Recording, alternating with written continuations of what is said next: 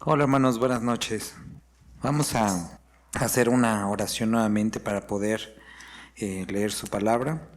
Padre, gracias te damos porque hoy podemos estar juntos, Dios. Gracias por este tiempo que nos permitiste pasar estudiando, orando, poniendo nuestras peticiones delante de ti. Padre, gracias porque podemos tener una certeza que tú nos escuchas. Y ahora queremos, Padre, acercarnos a tu palabra. Dios, te rogamos porque tú nos des entendimiento y que podamos estar atentos a tu voz y a lo que quieres enseñarnos hoy. Bendito eres, Padre. Amén. Sale, hermanos, pues recuerden, nos quedamos en el capítulo número 24 la semana pasada.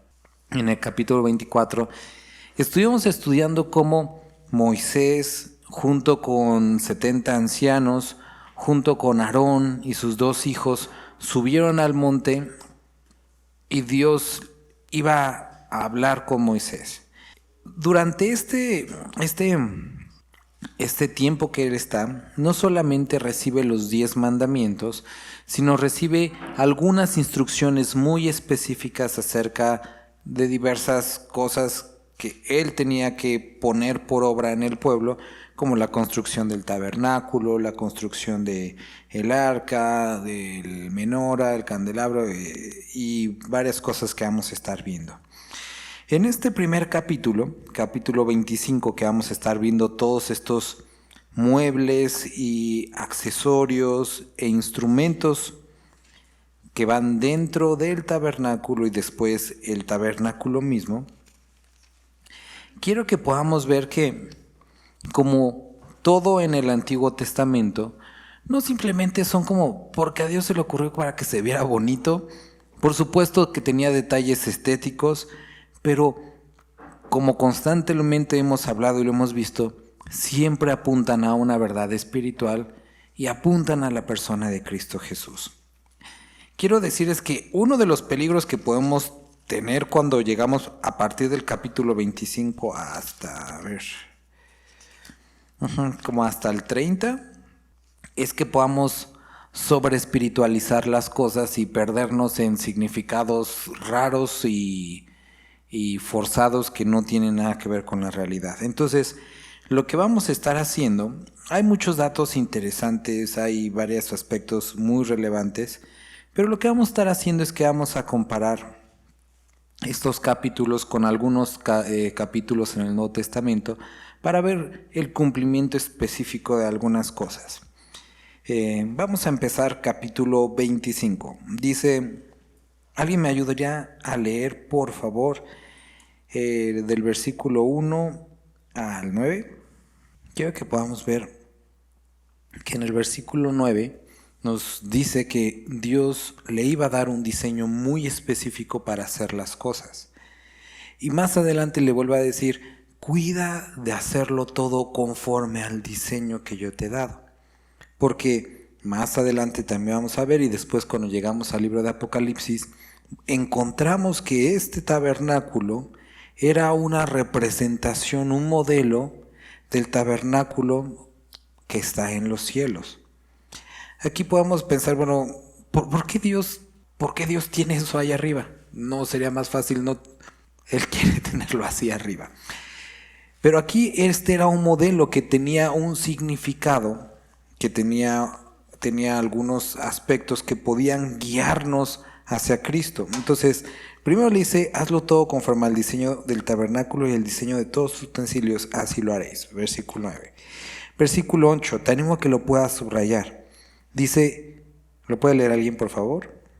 Entonces, del versículo 1 al versículo 7, Dios hace una petición.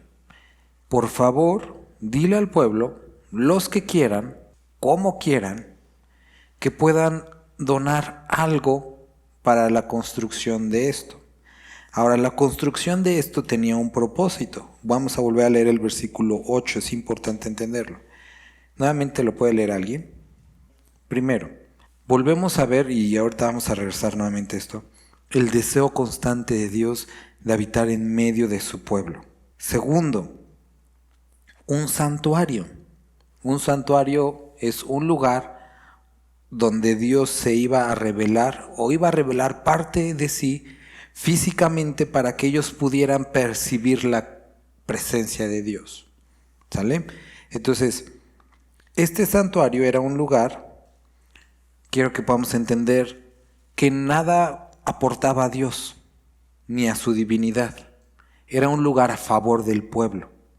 Eso es algo importante de entender. Este lugar era donde Dios se iba a manifestar, pero era a favor del pueblo, porque a él no le agrega valor. El día de hoy, antes de que lleguemos a los primeros versículos, muchas personas, cuando están involucrándose en la construcción de algún templo, la religión que sea, piensan o tienen la percepción de que de alguna forma eso le añade valor a su deidad, el tener un templo bonito. Y de alguna forma también, apenas estaba pasando ahí por las fuentes y vi esta iglesia de los testigos de Jehová y le dije, órale, o sea, la tienen bastante bonita. Bueno, el templo, no la iglesia, el templo. Y como seres humanos percibimos que añade valor a nuestra relación con Dios el tener algo así de adornado. Pero lo que Dios quería hacer era este lugar, por supuesto, con muchas especificaciones, bonito, hermoso, todo eso, que en realidad por fuera no era muy vistoso. Lo vistoso estaba adentro y ahorita vamos a hablar también de eso. Entonces, esto no le añadía valor a Dios, sino era en favor del pueblo, para que ellos pudieran percibir la presencia de Dios revelándose en medio de ellos. Siguiente cosa que quiero que notemos, ahora sí, del versículo 2 al versículo 6, Dios les dice que tomen para él ofrenda de todo varón, y aquí recalca Dios que la diere de su voluntad, y después dice, de corazón tomaréis mi ofrenda. Entonces vamos a volver a leer, dice, para mi ofrenda de todo varón que la diere de su voluntad, de corazón tomaréis mi ofrenda. Ahora, recordemos, en el corazón para los judíos no es donde estaban las emociones, es donde estaban los pensamientos, la razón y la voluntad. Nosotros somos muy dados a decir, es que lo doy de corazón con todos mis sentimientos, pero no, era una decisión consciente, un deseo de su voluntad para ofrecer a Dios. Entonces eso es algo importante. ¿Por qué? Porque cuando nosotros, tristemente en muchas religiones y tristemente dentro del cristianismo, hablamos acerca, o cuando se llega a hablar acerca de dinero, generalmente es una manipulación en las emociones, diciéndole siembra 10 para que Dios te dé 100 o cosas así de ese tipo. Pero aquí Dios no estaba pidiendo algo que fuera simplemente el momento, sino que pudieran considerarlo, pudieran entender y que quisieran hacerlo, y dice, tomaréis ofrenda. Y les dice ahora, estas son las cosas que se requieren. Ha llegado o llegó a haber ocasiones en las que se pedían cosas, y no aquí únicamente, en otras iglesias que Dios me permitió estar, y las personas luego llegaban cosas como, y bueno, ¿y eso para qué sirve, no? Cosas ya rotas, sillas tambaleantes, y tú dices, bueno, se me hace que el hermano o la hermana ya no les servía y les la fue a botar a la iglesia. Pero aquí Dios lo que estaba pidiendo eran cosas muy específicas, cosas que se necesitaban, tenían un propósito. Entonces, ¿qué es lo que podemos ver aquí? Primera cosa, en esta parte que Dios está solicitando del pueblo de Israel un donativo de voluntad, de corazón, Dios les dice cosas específicas, pero Él apela a el deseo. Y es exactamente lo que nosotros vemos en el Nuevo Testamento cuando esta porción que ya conocemos, que Dios ama al dador alegre. ¿Por qué? Porque describe precisamente la misma condición. No alguien manipulado, alguien que le pusieron musiquita de piano y compartía primero un mensaje de que Dios estaba casi pobrecito, llorando. No, alguien que por deseo, por voluntad de participar lo ha hecho. Entonces, Pablo describe acerca de esto. Ahora, vamos al libro de Ageo, porque es importante que podamos entender el porqué de... Bueno, vamos a leerlo mejor, Ageo, porque ya creo que muchos de ustedes ya tienen muy bien grabado el libro de Malaquías. Y si ya podrían empezar a leer, alguien podría leer del versículo 1 al versículo 7. Lo que estaba pasando, y bueno, cuando leamos más adelante en este mismo capítulo, llega el momento en el que Moisés tiene que decir al pueblo, ya no traigan más, ya hay suficiente. Las personas habían respondido con tanta alegría y con tanta deseo que ya no era necesario. Pero unos cientos de años después, el templo cae en este descuido completo. Y entonces Dios, a través del profeta Ageo, trae esta palabra hablando de algo que había sucedido en este mismo pueblo de Israel, obviamente unas generaciones después, que ellos habían encontrado mucho más valor en invertir en lo que consideraban propio y habían descuidado el templo. Y me gustaría volver a leer esto. Dice, así que es para vosotros, versículo 4, tiempo para vosotros de habitar en vuestras casas artesonadas, y esta casa está desierta. Pues así ha dicho Jehová de los ejércitos, meditad bien sobre vuestros caminos. Sembráis mucho y recogéis poco, coméis y no os saciáis, bebéis y no quedáis satisfechos, os vestís y no os calentáis, y el que trabaja jornal recibe su jornal en saco roto. Y es exactamente lo mismo que nosotros vemos en el libro de Malaquías, cuando Dios le dice al pueblo que le habían robado, y cuando dice, probadme, y uno de los últimos versículos dice, yo reprenderé al devorador por vosotros. Entonces, ¿qué es lo que está describiendo aquí? Primero, recuerden que este tipo de lugares, el templo, no pueden contener a Dios, ¿sale? No es la casa de Dios. Nosotros decimos, vamos a la casa, pero no es la casa de Dios, porque Dios no habita en lugar de hombres. Es muy grande para ser contenido, no se queda aquí de velador. Entonces no le estamos construyendo casa literalmente. Este lugar, o este tipo de lugares que nosotros a veces confundimos con la iglesia somos nosotros, son para nuestro favor, no a favor de Dios. Por lo tanto, no le hacemos un favor. Ahora, lo que estaba sucediendo es que Dios había dispuesto este lugar, el templo o el tabernáculo, a veces estos lugares, para Él poder relacionarse con nosotros, mostrar su presencia a nosotros. Y ellos habían, no está mal, construido casas, lo cual no está mal, la habían decorado, lo cual no está mal, pero el problema es que habían puesto mucho mayor importancia en lo personal, y en aquel lugar donde Dios se revelaba a ellos, lo habían puesto en segundo lugar. ¿Qué era lo que sucedía? Era una declaración de su importancia hacia las cosas divinas. Ellos habían perdido esta mentalidad que nosotros hemos estado hablando, eterna, y se habían situado en aquello que era mundano, en lo suyo. Entonces, esto es algo que debemos de entender el día de hoy, porque Dios les dice, mi casa o el templo está desolado y ustedes tienen los techos todos adornados. El problema del por qué las cosas estaban así no era la falta de recursos, sino la falta de importancia, producto de algo en el corazón de cada uno de ellos. Ahora, ese corazón los había llevado a experimentar escasez en cuanto a lo de ellos también. Y ellos estaban preguntando, Dios, ¿pero por qué no me alcanza? Dios, por esto. Y Dios les dice, ustedes están viviendo esto porque han abandonado lo que yo les pedí. Cuando leímos, vamos a leer, o ya lo leímos, cuando lo vamos a leer más adelante, dice que la razón de las ofrendas y los diezmos es para que aprendamos a temer a Jehová. Entonces es una forma en la que nosotros también nos rendimos a Él. A donde quiero que lleguemos es a lo siguiente. La única ocasión en toda la Biblia donde Dios dice, pruébenme, es tocante a esto. Hagan esto que les pido. Ofrenden, diezmen. No porque Dios esté pobre, sino para poder desarrollar temor en nosotros. Y verán cómo no, yo abro las ventanas de los cielos. No es una inversión, no es uno de doy 10 y me da 100. No es nada de eso.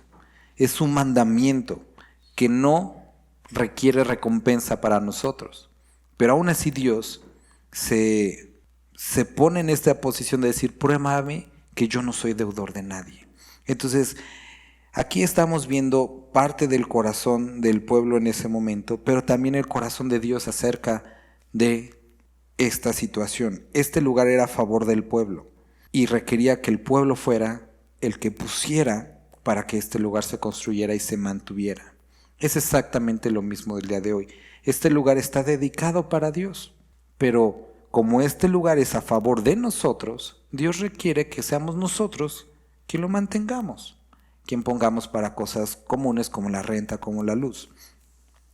Es una carga para ti, no lo hagas. ¿Por qué? Porque Dios dice que ama al dador alegre, y cuando lo hacemos por fuerza, entonces no tiene ningún propósito para nosotros sino convertirse en una carga pesada. Entonces, ¿qué es lo que debemos de hacer? Es preguntarnos, ¿qué problema tengo con el dinero y con ofrecer algo para el servicio de Dios? Y entonces posiblemente, como el joven rico, encontremos que tengamos un problema de idolatría. Después, versículo 10. Harán también un arca de madera de acacia. Y si notan ustedes, hermanos, del versículo 10 hasta que acaba el capítulo, lo que se describe es la construcción y las medidas de los instrumentos y los muebles que estaban dentro del tabernáculo. Ahora, yo cuando estaba leyendo esto, inicialmente, como que no me di cuenta hasta que después dije, bueno, iban a construir esto, pero todavía no tenían tabernáculos donde lo iban a guardar. Hubiera sido más fácil que Dios les dijera, primero construyan la barda, como lo hacemos a lo mejor algunos de nosotros, después el tabernáculo, y ya después van comprando los muebles para ir equipándolo de adentro. Pero Dios no lo hizo así, y eso es muy a propósito. Primero era lo de adentro. ¿Por qué? Porque es exactamente así como funcionan las cosas en Dios. Muchas veces tenemos la tendencia de enfocarnos a lo externo y decir, Dios, ¿cuándo vas a cambiar, no sé, mi economía, mi familia, esto, lo otro? Y nos enfocamos en aquellos aspectos externos. Pero Dios, en lo que se enfocó primero, era importante, primero la construcción del arca del pacto, el arca del testimonio. ¿Qué representaba? Era el lugar donde iban a guardar las tablas de la ley, la vara que reverdeció, un trozo de maná, y sobre el arca, en lo que era considerado, lo que se llamaba el trono de gracia, es donde Dios iba a manifestarse. Después de eso, la mesa de los panes de la proposición, que representa comunión. Después de eso, el menora o el candelabro, que representa la luz de Dios, el Espíritu Santo. Entonces, si ves, el enfoque de Dios era primero lo de adentro, primero un cambio interno.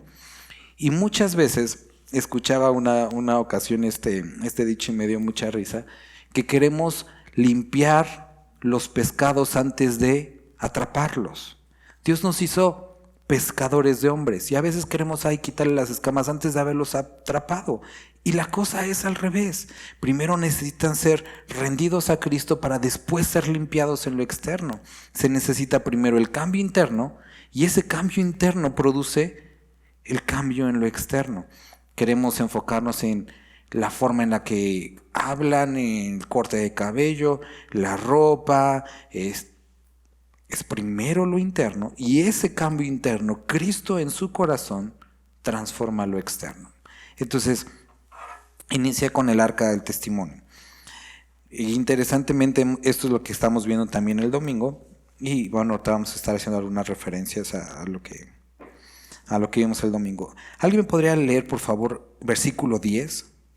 Entonces, lo primero que les pide es que esta arca iba a estar construida, y no te imagines el arca de Noé, nada que ver.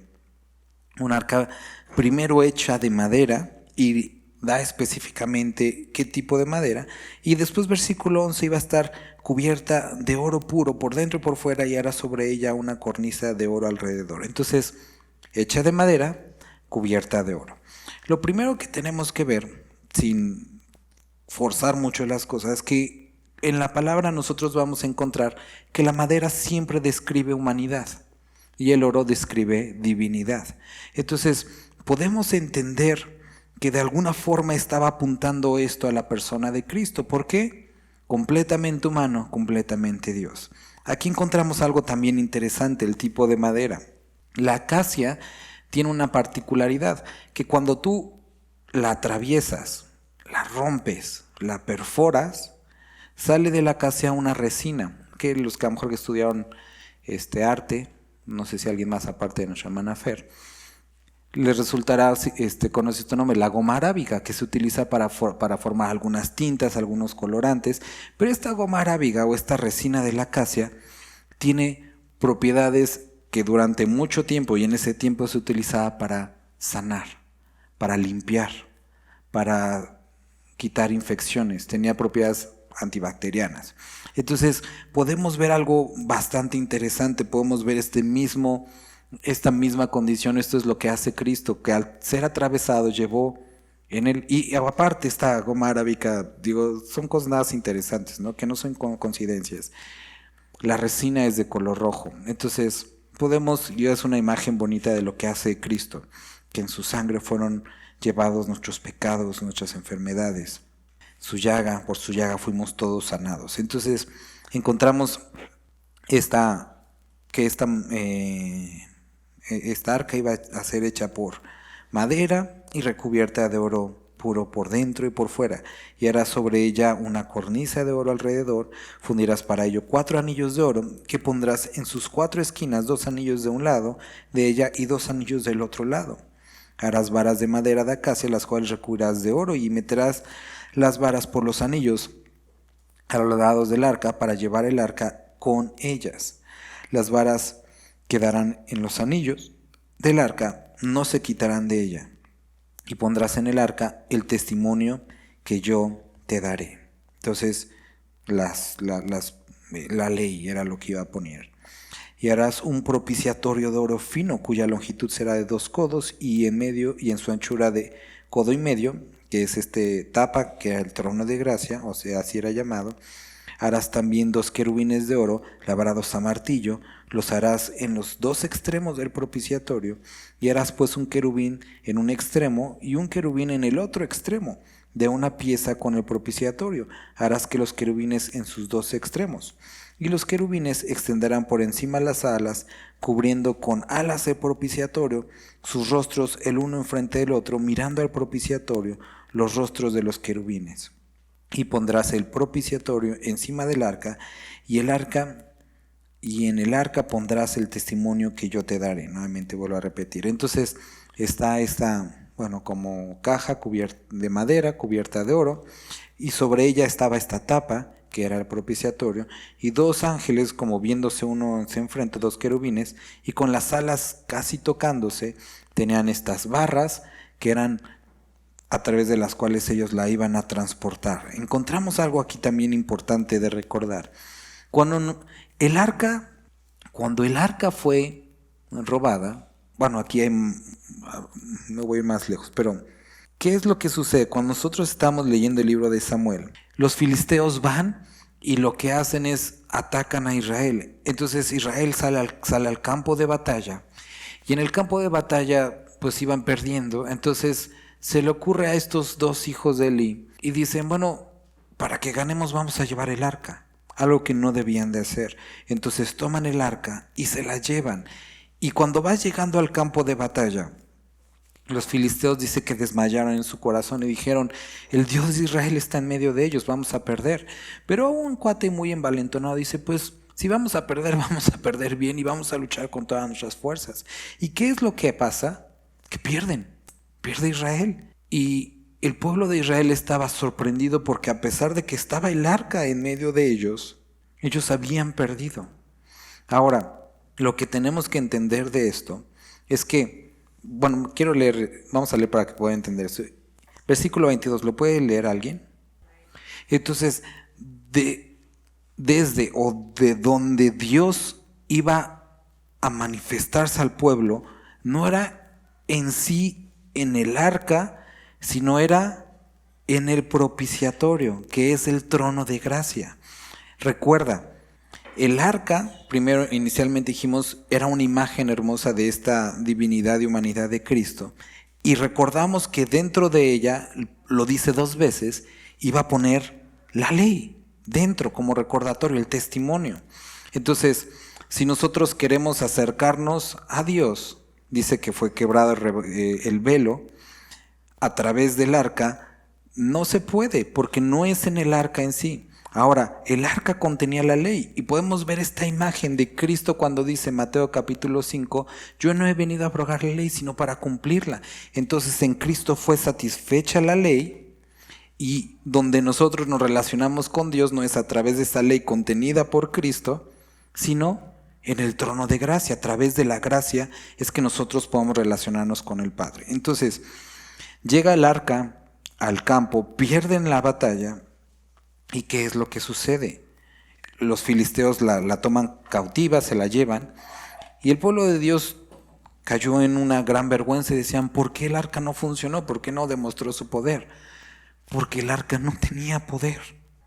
El arca era un objeto a través del cual o en medio del cual Dios iba a manifestarse, pero el arca en sí no tenía poder. Y quiero que puedan ver que en muchas formas podemos tener o correr el mismo riesgo cuando, y espero que me puedan entender o yo me pueda explicar bien, basamos o ponemos nuestra confianza en la teología y en la doctrina. Si bien la doctrina es algo muy importante y la teología también, no son Dios. O cuando ponemos nuestra esperanza en una congregación, no son Dios.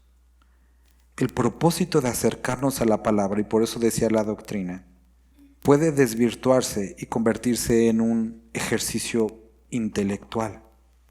Hay muchas personas, probablemente tú conozcas algunas, que entienden que conocen y que pueden citar y describir grandes porciones y darle una explicación, pero no conocen al Dios que escribió e inspiró esto. Entonces, el arca no era el fin, sino era un medio a través del cual Dios iba a manifestarse. Y como veíamos el domingo, cuando estábamos hablando del tabernáculo, el tabernáculo que es descrito ahí era únicamente temporal y no podía perdonar pecados, no podía garantizar una expiación completa. De la misma forma, cuando nosotros tenemos este libro hablando físicamente, el cargarlo no nos da salvación, el memorizarlo en sí no nos da salvación. Fue el sacrificio de Cristo y la fe en Cristo. Y cuando vemos descrito, dice, esta es la vida eterna, que te conozcan a ti, que tengan una relación contigo. Nosotros leemos estas palabras que a muchos da terror y digo con justa razón, que llegará ese tiempo cuando algunos lleguen a su presencia y digan, en tu nombre hicimos esto, lo otro, y él diga, yo nunca los conocí. Y ese es exactamente el punto. No es una lectura, sino es una relación formada, es un vínculo, es un nacer de nuevo. Esto es exactamente, y creo que es el mejor ejemplo para no hacerme bolas, lo que sucedió con Nicodemo. Jesucristo platicando con Nicodemo, él no entendía cómo es que se podía llegar al cielo, cómo es que se podía tener esto. Y Jesús le dice, siendo tú maestro de Israel, ¿no lo sabes? Y entonces introduce esto de nacer de nuevo. No es suficiente que hayas nacido de una mujer, tienes que nacer del Espíritu. Y podemos caer en la trampa de pensar que una lectura, conocimiento intelectual es lo mismo a nacer de nuevo, y no lo es. Entonces, regresando a ese punto, se llevaron el arca del pacto. Pero después, cuando el arca del pacto es de vuelta, se queda durante cerca de 25 años en la casa ahorita se me olvidó el nombre de este hombre. Después, cuando llega el rey David y la va a llevar nuevamente a Jerusalén, lo primero que hacen y cometen un error es traerla sobre un carro jalado por animales. Y entonces los animales empiezan a tropezar y este joven que vivía, el arca estuvo en su casa, era el hijo de este hombre, toca el arca y muere. Y David, había cánticos, había una buena intención, había un buen deseo, pero no era la forma en la que Dios ordenó que fuera llevada. Él determinó que fuera llevada, y ahorita van a ver por qué esto es relevante, sobre los hombros de los sacerdotes, no jalada por unos animales. Y Dios quería, y Dios quiere que su presencia recaiga en estos hombres mortales, estas hombres y mujeres, y que podamos experimentar el peso de su presencia. Nuestro servicio debe de estar caracterizado por esto, el peso de su presencia. Llevad mi yugo, que es fácil. Entonces, no por animales, sino que recayera en los hombros de seres humanos. ¿Cómo es que un ser humano puede cargar la presencia de Dios? No puede. Pero Dios en su misericordia se derrama sobre nosotros y no nos consume. Entonces, iban a llevar ellos el arca con estas varas y nuevamente, versículo 22, y de allí me declararé a ti y hablaré contigo sobre el propiciatorio entre los dos querubines. Entonces, él estaba diciendo, él estaba hablando a futuro que nuestra comunión con él, nuestra comunicación con él, no iba a ser sobre la base de la ley, sino sobre la base de este trono de gracia. Y esto es algo sumamente importante. Ahora, nosotros ya hablamos de esto el domingo, pero tenemos que volver a recordarlo. ¿Qué es lo que sucede cuando Cristo resucita? Llegan y lo que ven adentro es la piedra donde fue puesto Jesús y dos ángeles, exactamente como en el trono de gracia descrito aquí, uno frente a otro. Pero el sacrificio que ya había sido ofrecido ahora estaba vivo, había resucitado. Entonces vemos esta misma imagen cumplida en Cristo Jesús, en su resurrección, y ahora nos dice que a través de su resurrección es que nosotros podamos tener abierto este camino al Padre, ¿sale? Entonces, versículo 23, ¿alguien puede leerlo, por favor? Entonces, ahora empieza a describir la construcción de la mesa del pan de la proposición, y después va a hablar acerca del candelero. Como mencionamos el domingo, estas tres partes del tabernáculo representan la primera, que era el altar, el altar del sacrificio, y estaba el lavatorio, estaban en el patio exterior. Y representa, o las personas podían acercarse ahí para ofrecer sacrificio, y era el sacerdote el que ofrecía el sacrificio. Entonces representa esta primera acercamiento que nosotros tenemos con Dios. Ya estamos dentro.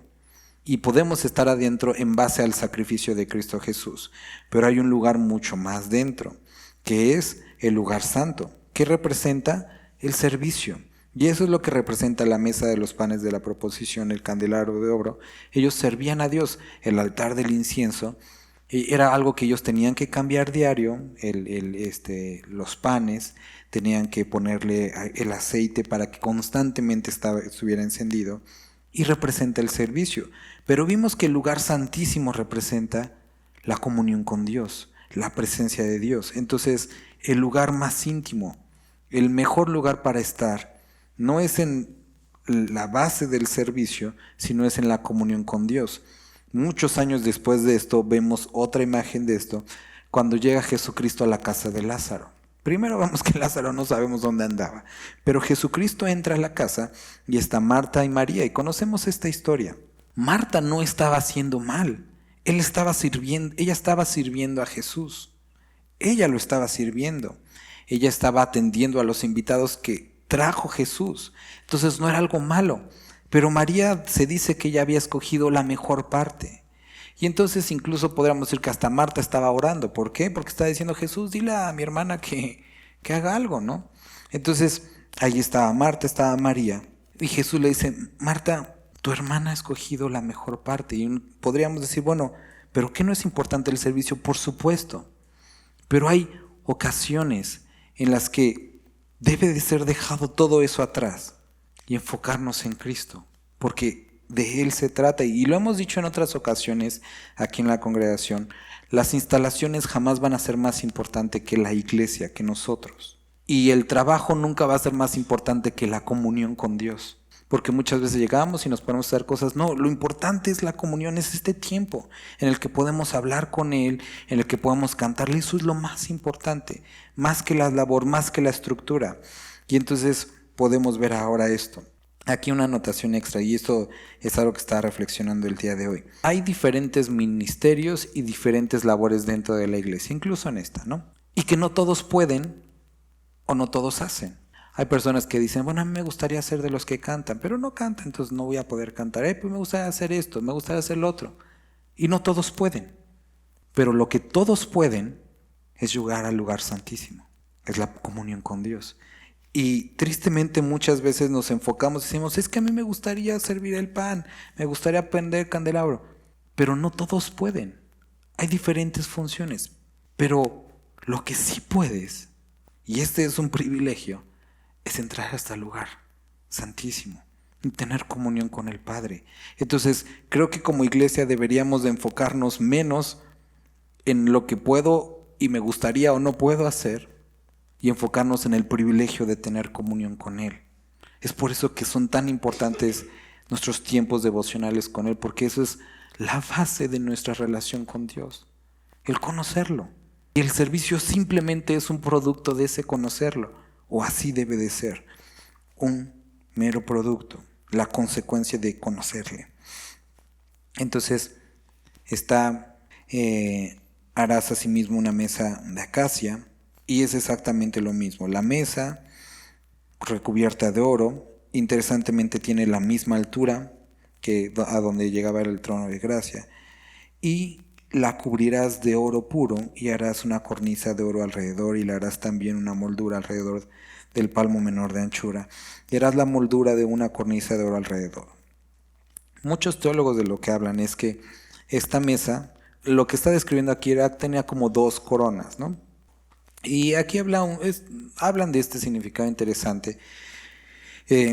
Habla de que al igual como el arca, esta mesa también bien podría representar esta humanidad y deidad de Cristo al mismo tiempo. Y esta doble corona representa la primera vez que fue coronado con la corona de espinas y la segunda coronación que nosotros vemos cuando Dios le da trono, le da todo pone bajo sus pies. Ahora, algo interesante también que describen acerca de esto es que esta corona, la función que tenía era que los panes iban acomodados sobre, o más bien dentro de esta corona interior. ¿Para qué? Para que no se cayeran los panes. Entonces, encontramos ahí también un significado interesante que nosotros vemos más adelante, que dice que los que pone Dios en mi mano no caerán. Entonces, son cosas interesantes a poder considerar. Después, dice, le harás los anillos de oro, las cuales pondrás en las 4 esquinas que corresponden a sus 4 patas. Los anillos estarán debajo de su moldura para los lugares de las varas para llevar la mesa. Harás las varas de madera de acacia y la cubrirás de oro, y con ellas será llevada la mesa. Harás también sus platos, sus cucharas, sus cubiertas, sus tazones, con que se libará. De oro fino lo harás y pondrás sobre la mesa el pan de la proposición delante de mí continuamente. Recordemos que de este pan podían comer únicamente los sacerdotes. Ahora, ¿qué representa? Definitivamente esto representa algo y tenía que ver algo muy cultural, que era comunión. El que los sacerdotes pudieran ser partícipes de la mesa que era únicamente de Dios. No es, y a lo mejor como mexicano sería lamentable que tuvieras una imagen como las ofrendas que ponemos, que vienen los muertos y se comen la fruta. No era nada como eso, porque Dios no bajaba ni chupaba el pan, no era nada de esas cosas raras, pero era una representación de poder hacer al hombre partícipe de la mesa de Dios. Está esta imagen muy bonita y espero que te acuerdes. El comer juntos para los judíos era el perdonar lo que había sucedido y el establecer nuevamente la comunión.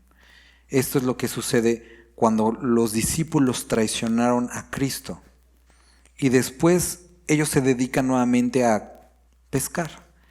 Y estando en el mar, ven a lo lejos en la orilla a Cristo sentado con la comida preparada. En una forma de decir, ok, vamos a hacer un borrón y cuenta nueva. Comida preparada para ustedes. Ahora, no solamente eso, sino encontramos, y eso lo estaba meditando en eso hace un par de meses, en el Salmo 23, dice, aderezas mesas delante de mí en presencia de mis angustiadores. ¿Qué es lo que sucede? No sé si recuerdas este evento, cuando Pablo está en el naufragio que describe el libro de Hechos, y se levanta en medio de la tormenta y les dice, varones, hermanos, vamos a comer porque no han comido en mucho tiempo. Y los cuates dicen, oye, ¿estás loco? Nos vamos a ahogar y tú estás pensando en comer. Y dice, el Dios de quien soy y a quien sirvo se me ha aparecido y me ha dicho que no tendremos pérdida. Así es que, dice, oró, partió el pan y dice, aderezas mesas delante de mí en medio de mis angustiadores. Había un conflicto, había un problema y Dios da ese tiempo de decir, no pasa nada, come, porque yo aderezo mesas delante de ti en presencia de tus angustiadores, en medio de las circunstancias difíciles. Y es lo mismo que vemos, es lo que representaba esto. En medio de los problemas, el sacerdote, aquellos que tenían esta relación con Dios, podían ser partícipes de la mesa, describiendo perdón de pecados, describiendo protección de los enemigos, pero también en un sentido hacia el futuro, comed, tomad, este es mi cuerpo que por vosotros es partido, esta es mi sangre que por vosotros es derramada. Háganlo cada vez que se junten y háganlo en memoria de mí. Y cada vez que hicieran esto, la muerte del Señor anunciáis hasta que Él venga. Entonces, esta mesa de los panes de la proposición representaba esto y el día de hoy sigue representando esta oportunidad que podemos tener de acercarnos a Él. Y yo te animaría a esto, hermano. ¿Estás sintiendo de alguna forma, estás pasando momentos difíciles, pensando, diciendo, es que no siento la presencia de Dios, tengo problemas, quiero buscar la comunión con Dios? Prepara la cena del Señor en tu casa, junta a tu familia, oren, agradezcanle a Dios y haz esto, que Él aderece mesas delante de ti en presencia de tus angustiadores. Siéntate un momento, para todo, reflexiona en su sacrificio y experimenta su presencia y su comunión. Vamos a dejar hoy hasta aquí. Vamos a orar. Padre, muchas gracias por esta porción que nosotros pudimos leer, Dios. Queremos agradecerte porque tú en nuestra vida produces todo. Como seres humanos a veces tendemos en enfocarnos en aquellos aspectos externos que son puramente consecuencia de nuestra maldad interior, Padre. Pero por tu misericordia es que esta presencia tuya en nosotros nos hace capaces de esforzarnos en tu gracia y caminar en ti. Padre, te agradecimos y te bendecimos por tu misericordia. Amén.